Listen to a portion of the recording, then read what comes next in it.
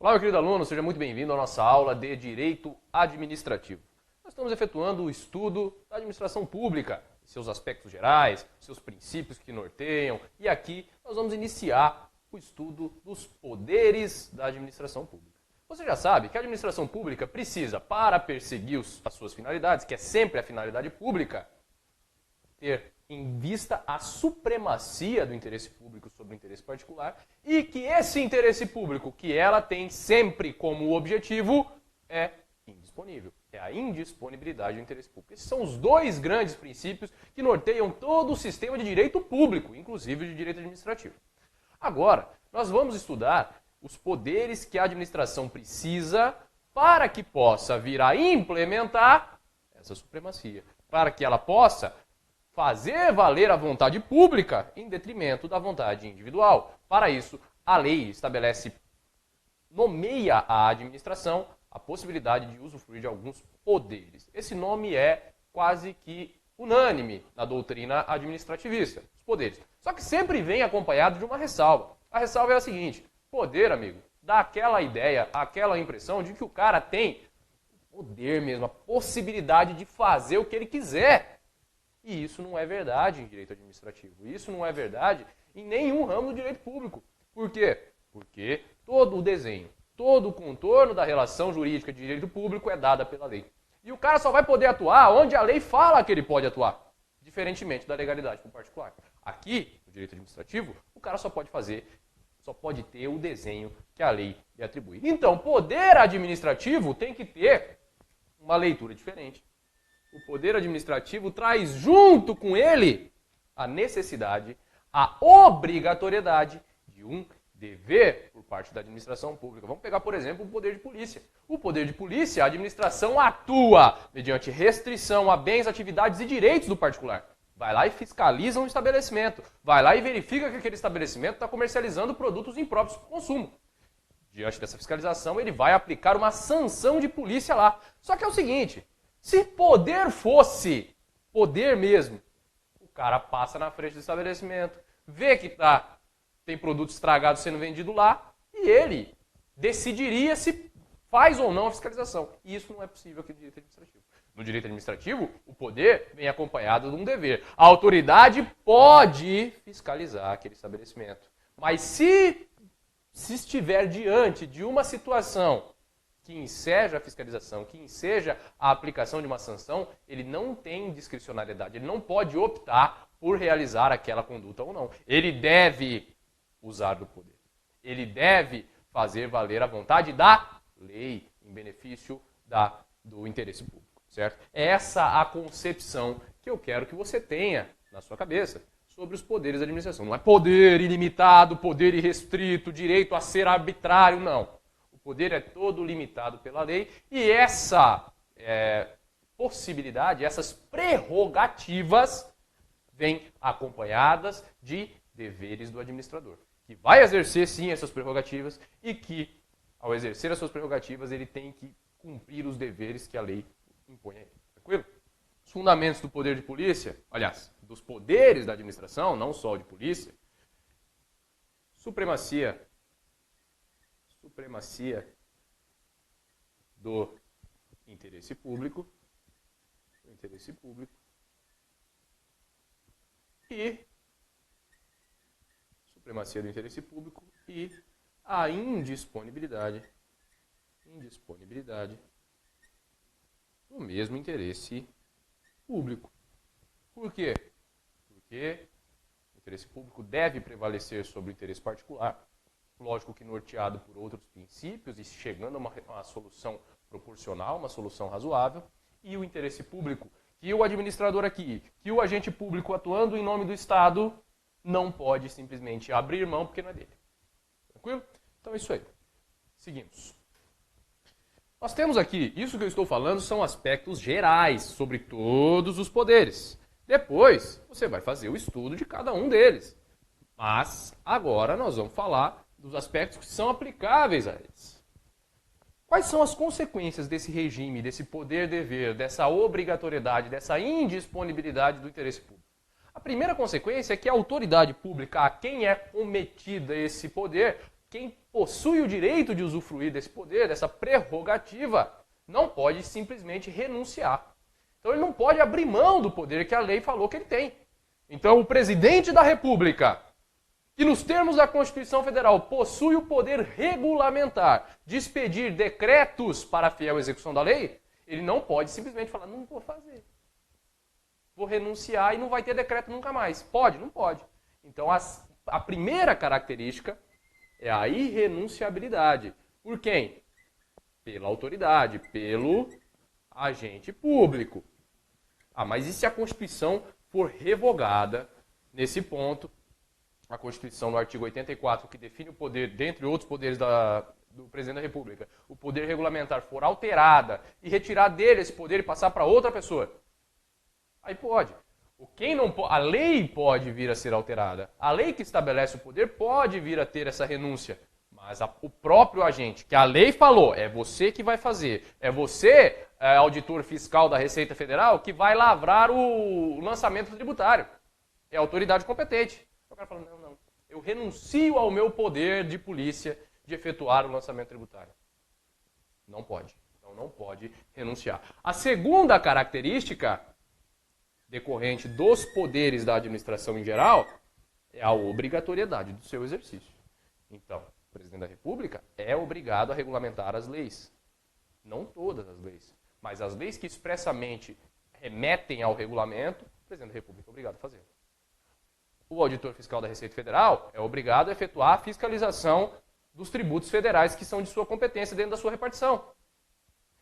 O superior hierárquico de um agente inferior, de um agente subalterno, tem a obrigatoriedade de, diante de uma situação, de uma infração administrativa, apurar e promover a respectiva sanção, a respectiva punição, com base, primeiro, no poder hierárquico, esse dever de fiscalizar, que vai ter algumas decorrências, e com base, especialmente no caso da aplicação da sanção, no poder disciplinar. Então, todos esses poderes, eles têm a obrigatoriedade de, diante da situação descrita por lei, o agente público de exercer, de efetivar o seu exercício no caso concreto. Beleza? E é o seguinte, é claro, como tudo, o cara pode exercer o poder, como ele pode abusar do poder. Desde Montesquieu falou o seguinte, falou que todo mundo, todo homem que possui poder tende a abusar dele. Isso é uma tendência natural. Isso vai ser verificado com muito mais constância do que a gente gostaria na própria administração pública. Então nós temos os poderes, prerrogativas, direitos atribuídos ao cara que desempenha a função estatal em nome do Estado, para fazer valer a supremacia do interesse público. O cara está agindo em nome da coletividade. Só que o cara está agindo para buscar interesses particulares. O cara está com aspirações políticas e está usando o poder, a prerrogativa que a lei atribuiu a ele, para usufruir, para atingir benefícios que não são de finalidade pública. Tá? Se desviando. E é por isso que se fala em uso do poder. Quando ele está sendo realizado de acordo com os limites legais e buscando a finalidade pública, o cara está agindo com o dever de probidade, com o dever de retidão, com o dever de ética, com o dever de moralidade. Ele está atendendo, além do que a lei obriga, as finalidades que a lei visa assegurar. Esse uso adequado do poder vão ser as situações expressamente trazidas na lei, mas também as situações implícitas na lei. O que se quis assegurar com essa lei? Se quis assegurar a vitória do político ou o prejuízo ao adversário político do cara que praticou? Não. Evidentemente não. Se quis aqui é proteger determinada situação, determinada classe, determinadas pessoas, saúde, educação, bem comum. Tá? Então o uso do poder, o uso adequado do poder é quando o agente público age, realiza a atividade administrativa dentro dos limites expressa ou implicitamente definidos na lei. Agora, o cara abusa. Acontece. Nós temos o abuso do poder. Quando o agente público, no exercício dos poderes, do poder de polícia, do poder hierárquico, do poder disciplinar, do poder regulamentar, ele age transbordando os limites da lei, transbordando a intenção da lei, ou maculado por vício de princípios administrativos, o cara vai contra a moralidade, vai contra a eficiência, vai contra a impessoalidade, a gente vai estar diante de situações de abuso de poder. E o abuso de poder ele pode se dar basicamente de duas formas. Primeira delas, excesso de poder. O excesso de poder é um ato praticado com o vício do elemento competência. Competência. O cara age sem que lhe tenha sido atribuída a competência para isso. O cara age fora do que a lei disse que ele podia fazer. Então, o exemplo que eu trouxe agora sobre o presidente da República, chefe do Poder Executivo, a quem a Constituição Federal entregou a competência para o poder regulamentar em âmbito federal, é ele que tem que expedir os decretos para a fiel execução da lei. A própria execução vedou a delegação dessa competência. Ele não pode atribuir a outra pessoa. Então, é competência exclusiva do chefe do Poder Executivo. Aí, o chefe do Poder Executivo não soltou o decreto, não expediu o decreto. Não foi publicado o decreto de fiel execução. Aí um secretáriozinho lá em Brasília falou, putz, essa lei aqui está dificultando, porque não está trazendo todas as minúcias que eu preciso, não está explicando tudo. Quer saber de uma coisa? Vou regulamentar eu mesmo. Aí senta lá, chama o assessor e fala assim, vamos fazer um decreto aqui agora. Aí sai um decreto, em vez de um decreto presidencial, sai um decreto secretarial. Ah, o cara vai lá e faz o decreto na hora e assina e manda para o Diário Oficial da União. Pode isso, Arnaldo? Não pode. Por quê? Esse ato está sendo praticado com excesso de poder. E esse excesso de poder decorre da competência que ele não tem para fazer. Só quem pode fazer é o presidente da República, nesse exemplo específico que eu trouxe. Então, o auditor fiscal da Receita Federal é a única autoridade competente para, no âmbito federal, realizar um auto de infração, fazer o lançamento tributário nos termos do CTN. Exemplo. Aí o analista se depara com uma situação de flagrante necessidade de lavratura de um auto de infração e fala assim, quer saber? Vou fazer eu mesmo. E faz o auto de infração. Pode? Não pode. Atua com excesso de poder. Nessa situação, o vício é em relação à competência. O cara faz mais do que podia fazer. Pode ser que apareça na sua prova uma expressão assim, ó, ultra vires. Ultra vires, que significa poderes além do que ele detinha. O cara atua numa área em que ele não poderia atuar. Tem os poderes dele, mas ele excede o que estaria fora, para o que estaria fora do seu âmbito de competência. Também existe ultra é mais do que os poderes ordinários e extra vires é quando ele faz algo que não estava dentro do âmbito da sua competência, beleza? Dito isso, passamos para a segunda modalidade de abuso de poder. A segunda situação trata-se do desvio de poder. E aqui, o vício do ato administrativo está no requisito, no elemento da finalidade. Finalidade. Nessa situação, vão estar enquadrados o agente público que exerce um poder administrativo desvinculado do fim que ele deveria ser buscado. Nessa situação, o cara age em vedação à impessoalidade. Ele age para beneficiar ou prejudicar alguém. Ele age para satisfazer os próprios interesses pessoais. Nessa situação, a finalidade estabelecida pela norma é uma e ele age buscando uma outra. Em relação ao desvio de poder, eu tenho que fazer essa observação para você. Na verdade, esse apontamento que eu vou fazer vai estar aqui, ó, nesse ponto. Sobre as consequências do ato praticado com abuso de poder, seja por excesso, seja por desvio de poder. A consequência que é atribuída ao ato praticado com esse vício é a ilegalidade. Ilegalidade. Por quê? Porque o ato vulnera, o ato vai contra o que é estabelecido para que seja um ato válido, formal e materialmente válido. Ele vai tendo um vício de ilegalidade. A consequência que deve ser realizada sobre esse ato praticado, em regra, é a sua invalidação. Invalidação. Ou, como alguns autores chamam, nulidade. É a mesma coisa. A diferença aqui é porque eles gostam de utilizar nomes que não hajam correspondência no direito civil. Mas tanto a invalidação como a nulidade é a mesma coisa.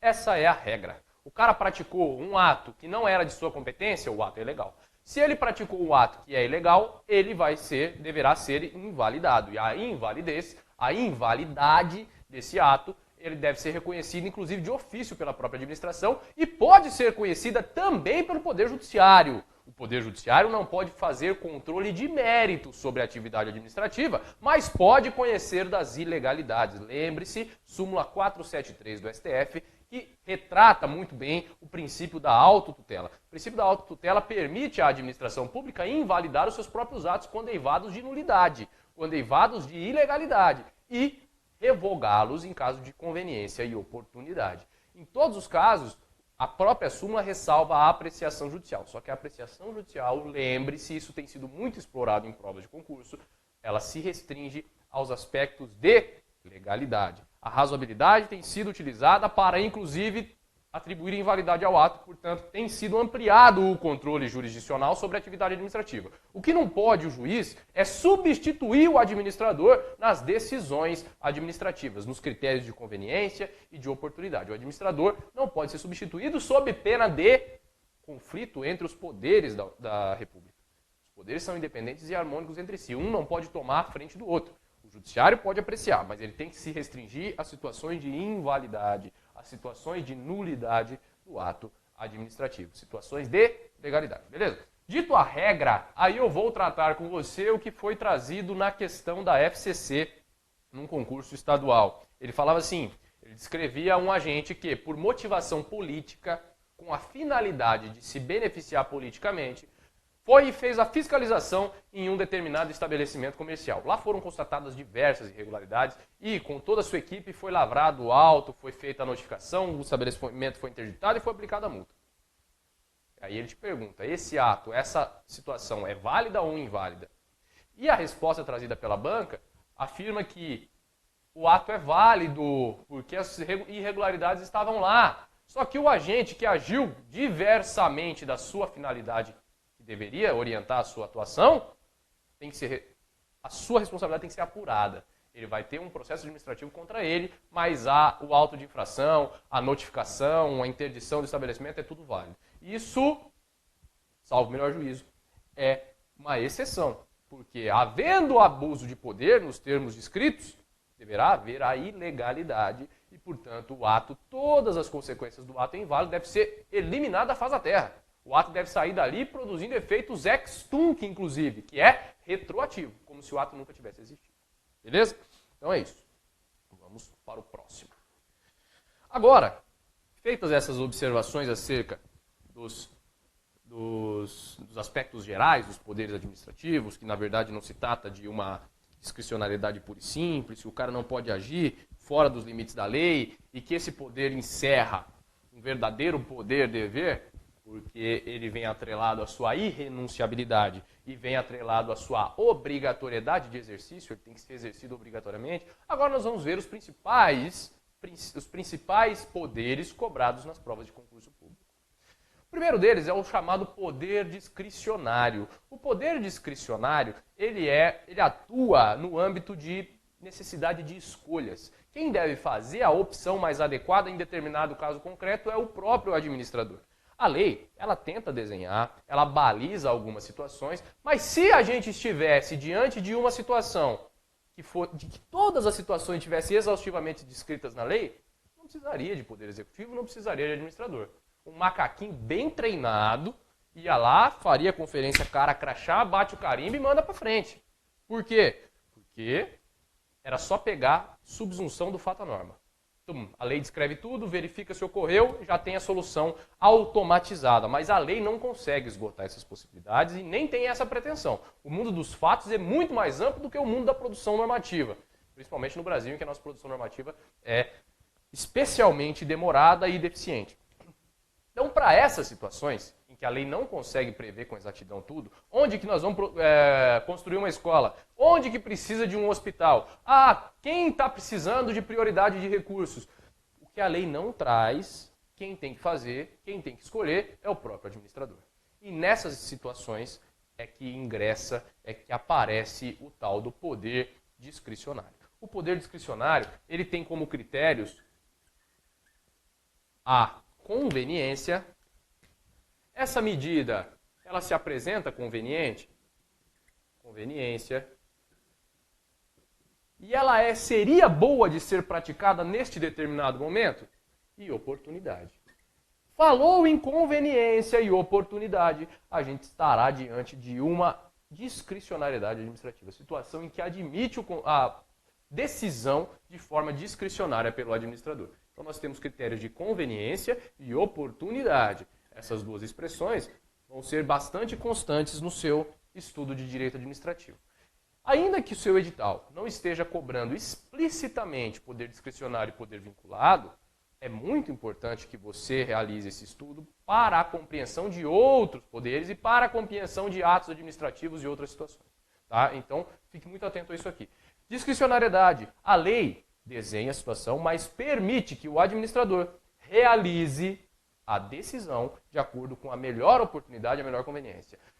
Você vai construir a escola onde? Não, nós vamos construir a escola aqui, porque aqui a escola mais próxima está a 15 quilômetros de distância e nós temos uma população diretamente interessada. Ah, mas não pode ser ali? Pode, mas eu não quero, vou escolher aqui, porque é conveniente e é oportuno. Essa é a essência do princípio do poder discricionário da administração pública. Além da conveniência e oportunidade, eu preciso destacar para você que o poder discricionário pode ser realizado em dois momentos distintos. Isso aqui também é bastante explorado em prova, tá? Fique atento. O primeiro lugar, a primeira situação em que o administrador vai decidir o que fazer é no praticar ou não o ato.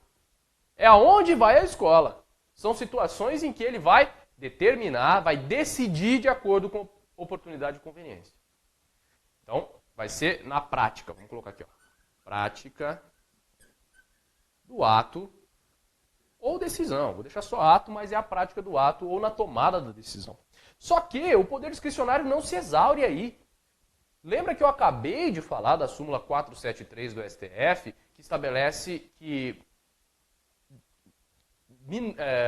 detalha, essa é a palavra que eu quero, detalha o princípio da autotutela e ele admite a revogação dos atos discricionários por conveniência e oportunidade. Então ele praticou o ato, decidiu que naquele momento era mais oportuno e mais conveniente, mas passadas 2 semanas, passado 1 ano, 2, não é mais. Então a situação em que é permitida a decisão pelo agente público pode ser revista. Isso é feito mediante a revogação do ato. Nós nunca vamos falar em revogação por ilegalidade. A ilegalidade leva à invalidade, à invalidação ou à anulação do ato administrativo. A revogação sempre será norteada por critérios de conveniência e oportunidade. Então, o administrador exerce o poder discricionário. Ele pode decidir por mais de uma opção das possíveis. Decidido, passado um determinado tempo, ou quase que imediatamente, ele viu que não era aquilo que ele imaginava que fosse e decide revogar aquele ato por não mais ser conveniente e por não mais ser oportuna aquela medida. Nas duas situações, tanto no momento em que se pratica quanto no momento em que se revoga esse ato, se estará diante de exercício do poder discricionário. Beleza? Quais são os limites da discricionariedade? Os limites da discricionariedade, primeiramente, os limites legais. Segundo, o cara tem que ser pautado sempre pela finalidade pública. Ele não vai poder decidir entre uma situação ou outra para se beneficiar. Então, se ele tem o asfalto para fazer e decidir fazer do lado da fazenda dele porque vai ficar mais fácil para ele chegar lá, nessa situação, ele está agindo com o abuso do poder discricionário. Ele poderia optar entre as duas situações, mas o que está movendo a vontade dele, o que está fundamentando a sua decisão é uma forma abusiva, uma forma desvinculada da finalidade pública. Além disso, nós temos como limite do poder discricionário a proporcionalidade. O princípio da proporcionalidade vai nortear todos os poderes da administração, porque sempre tende a haver, assim como na razoabilidade, a proporcionalidade entre meios e fins. Então, vamos fazer essa situação? Vamos. decidi por aqui. Mas eu decidi colocar um hospital de 700 leitos do lado de uma cidade que só tem 2.000 habitantes. Como que funciona isso? É razoável essa situação? É proporcional? Não, não é. Então você tinha todos os lugares para escolher colocar um hospital. Mas um hospital com 700 leitos não pode ficar numa cidade de 2.000 habitantes. Ah, mas por quê? Porque não é razoável. Coloca isso numa cidade que tenha 50.000 habitantes. Para que não haja desperdício de dinheiro público. Todas essas condutas, todos esses excessos que são praticados eventualmente no exercício do poder discricionário são passíveis de controle pelo poder jurisdicional, pelo poder judiciário. Lembrando que não é um mérito. O juiz, ao apreciar uma situação, a prática de um ato administrativo, ele não vai verificar se esse lugar aqui era o melhor mesmo. Ele vai ver essa situação de razoabilidade, de proporcionalidade. Opa, tinha 2 lugares iguais, mas aqui tinha mais gente precisando e o administrador colocou lá. Não, esse tipo de critério, esse tipo de análise de mérito não pode ser feita pelo Poder Judiciário. O Poder Judiciário vai verificar esses limites da lei, vai verificar o que motivou a prática do ato e vai verificar a razoabilidade. Está aqui. Dentro da razoabilidade, a gente pode incluir o princípio da proporcionalidade. Tranquilo? Superados esses limites que eu tracei para você agora, nós estaremos diante de uma arbitrariedade. E a arbitrariedade, sim, pode sofrer controle jurisdicional. Controle jurisdicional nada mais é do que levar ao Poder Judiciário a apreciação da legalidade daquele ato. Falou, opa, o cara colocou um hospital de 700 leitos num local que tem 2.000 habitantes. E do lado tem uma cidade de 50.000 habitantes que não tem hospital. É discricionariedade? Tá vênia. Discricionariedade, sim. Ele poderia escolher entre 2 cidades com 50, 60, 70 ou que tivesse porte para um hospital daquele tamanho, a que ele quisesse. A que melhor fosse conveniente e oportuna. Agora, uma cidade de 2.000 para 700 leitos, a não ser que a cidade inteira fique doente, não vai servir para nada esse hospital lá e vai ensejar o deslocamento de gente para aquele hospital. Vai ser muito mais custoso, muito mais dispendioso. Isso não está no âmbito da discricionariedade. Isso não é amparado pelo que se entende como razoável, como uma decisão racional de administrador que deve, inclusive, obediência ao princípio de eficiência. Certo? Então, o Poder Judiciário pode, sim, efetuar o controle de atos discricionários, mas não em relação ao mérito. Mérito, não. O mérito é oportuno, é conveniente? Isso não pode ser valorado pelo Poder Judiciário. O juiz não pode se substituir ao administrador. Mas ele pode verificar se houve arbitrariedade, se aquilo fugiu dos limites da lei e pode verificar se foi atendida a razoabilidade e a proporcionalidade que está ali inserida para alguns autores. Então a razoabilidade tem aumentado de uma maneira até assustadora a possibilidade de controle jurisdicional dos atos discricionários. Beleza? Isso já foi cobrado expressamente em provas sobre a razoabilidade no controle judicial dos atos administrativos discricionários. Nós temos uma outra pequena confusão que normalmente aparece em relação à discricionariedade, que diz respeito aos conceitos jurídicos indeterminados. A discricionariedade não se tem dúvida quanto ao que a lei quis dizer. Se tem dúvida quanto à melhor solução para cada caso especificamente. Você tem 10.000 hospitais para colocar, você vai escolher aonde você vai colocar esses hospitais. Só que você sabe que você tem hospital, você sabe que você tem o valor e você sabe a área de abrangência que você pode escolher. Não há dúvida em relação, não há ambiguidade na lei. Nos conceitos jurídicos indeterminados, nós estamos diante de situação que precisam ser valoradas pelo intérprete, pelo aplicador da lei. Então, o administrador público vai estar diante do texto legal e vai falar o que quer dizer ordem pública. Qual é a abrangência do termo segurança nacional? Qual é, na conduta de um agente público, por exemplo, algo que seja incompatível com o decoro? Uma conduta imprópria para a repartição. Esse tipo de situação exige a valoração do intérprete. E é aqui que estão os conceitos jurídicos indeterminados. É óbvio que o cara, para decidir isso, ele tem que verificar o contexto em que se insere. O intérprete vai tomar como base toda a conjuntura que envolve o fato que precisa se submeter àquela determinada norma. Mas isso não é discricionariedade. Isso é atividade interpretativa da lei. Vamos interpretar essa lei e se fugir do razoável, aliás, se fugir do real sentido, se for dissociado do que queria realmente dizer, vai ensejar o controle judicial. Vai ensejar o controle judicial, que vai poder verificar e eventualmente rever o ato praticado. Mas não se confunde discricionariedade com a aplicação, a extração de sinônimos, de significados dos conceitos jurídicos indeterminados. É isso. Ordem pública, segurança nacional, interesse público, que eu falei agora há pouco, conduta imprópria no âmbito da repartição, manifestação de apreço ou desapreço, como consta da Lei 8.112. O que é uma manifestação de apreço? É dar um abraço de bom dia? É dar um beijo na boca? Isso depende do contexto que se insere e o próprio intérprete vai extrair isso da norma. Mas não são duas soluções ou mais soluções cabíveis para o mesmo caso concreto. Aqui tem que se buscar o que a lei quis dizer, o contexto em que se insere e aplicar a decisão de maneira adequada e razoável. Tranquilo? Então é isso aí. Por hora a gente fica por aqui. Um grande abraço para você e até a próxima.